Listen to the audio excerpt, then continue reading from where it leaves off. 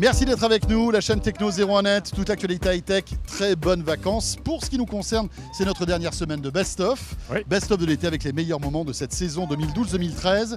Et Jérôme, on a eu de la chance, puisqu'en mai dernier, on a réussi à chausser les Google Glass, les amis. Oh là là là là, les Google Glass, grand sans moment, doute hein. le gadget high-tech le plus hype, le plus attendu de l'année. Bon, on ne sait pas encore trop à quoi ça sert, etc. Oui, ça marche une fois sur deux. Oh non, faut pas exagérer. Il y a quelques centaines de produits actuellement en circulation seulement. Ouais. Et nous en avons récupéré une pour vous faire un petit test qu'on vous a proposé au mois de mai dernier.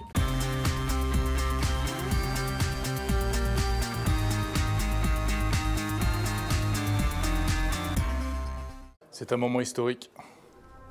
J'enlève les lunettes. Je suis presque aussi ému que le jour de mon premier smartphone.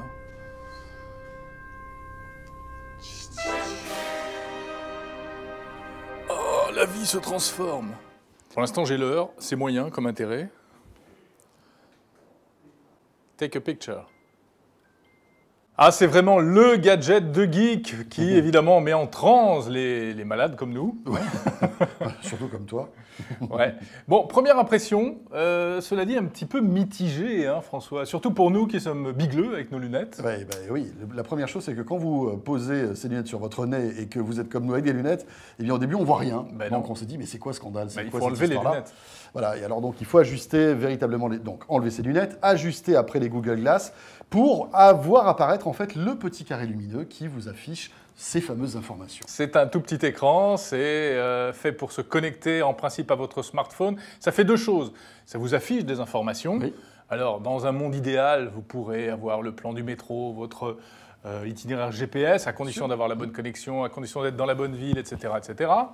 Et puis également, il y a une caméra, donc ça prend des photos et ça fait des vidéos. Ça prend des photos, ça fait des vidéos. Le son passe en fait par un système de conduction osseuse, c'est assez ingénieux. Très astucieux, et ça marche bien. Donc en fait, personne n'entend ce que vous entendez, mais vous l'entendez bien. Et ça passe donc par l'os qui est à côté de l'oreille. Pour l'avoir testé, c'est assez bluffant. Le son est très très clair. C'est un petit peu bizarre au début, parce que tu te sens comme un extraterrestre avec les lunettes, mais au fur et à mesure tu t'adaptes à les avoir. Il n'y a pas beaucoup de fonctionnalités, c'est un truc basique pour le moment, mais surtout pour les photos, c'est très pratique parce que généralement, si tu vas en vélo ou tu parles, seulement avec ta voix, tu peux activer la caméra et prendre des petites vidéos, des petites photos, et c'est vraiment sympa. Donc, alors comment ça marche? Comment prend-on une photo? Donc, prends-moi en photo. Seulement tu cliques ici, il y a le mot magique que c'est OK Glass, et tu dis Take a picture, et automatiquement vous êtes enregistré. Et si tu es connecté à ton téléphone portable, automatiquement, c'est uploadé sur Google+, donc les réseaux sociaux de Google. Bon, vous le savez, les Google Glass ne sont disponibles qu'aux États-Unis, en principe que pour les professionnels, les développeurs. Et puis en théorie, elles ne doivent pas quitter le sol américain. Elles coûtent très cher, 1 500 $, on ne les trouve plus, hein, elles ne sont plus à la vente aujourd'hui, peut-être dans un an pour le grand public. Alors c'est vrai que quand on porte ces lunettes, on se sent un peu bizarre quand même. Déjà, quand on se regarde dans une glace, c'est un peu étrange. Et puis, c'est un peu déstabilisant parce que vous avez malgré tout un petit écran qui est assez intrusif. Hein, qui est en plein milieu de votre œil droit et un petit peu au-dessus. Voilà, c'est un peu bizarre quoi. Hein. Au début, on perd un peu nos repères. Et puis aussi pour les gens qui nous regardent, parce qu'on a l'air un petit peu absent. Hein. Juste une chose, pour la mise au point, c'était quand même assez gênant. Je ne sais pas si tu l'as remarqué, mais quand vous regardez un point fixe à l'horizon, par exemple, et que vous avez ces lunettes, comme vous avez ce petit écran qui malgré tout masque un petit peu votre vue, c'est pas facile de faire la mise au point. Mais il faut probablement un certain délai d'accoutumance. Voilà, les Google Glass seront-elles bannies de certains endroits avant même d'être commercialisées? Et c'est le gros point noir que Google va avoir à gérer.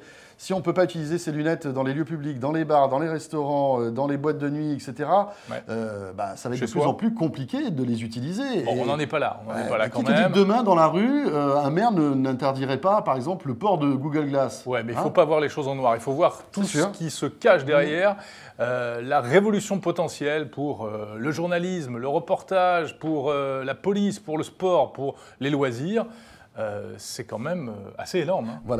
Voilà pour ces Google Glass américaines, bien sûr. Et quelques jours avant, on avait découvert, ici même sur la chaîne Techno 01net, des Google Glass à la française. Regardez-les. Ouais. Bon, alors c'est encore un peu l'état de prototype. Hein. Ah bah, il ne s'en cache pas. Hein. Pour l'instant, l'effort a été mis sur la technologie avant de penser au design. Ça viendra dans un deuxième temps.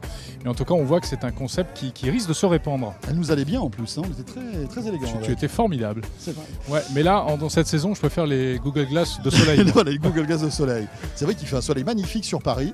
Voilà, on vous fait un petit peu découvrir Paris. Paris pendant ces best-of. On va se retrouver jeudi pour le dernier best-of de cette saison. Après, ce sera la rentrée.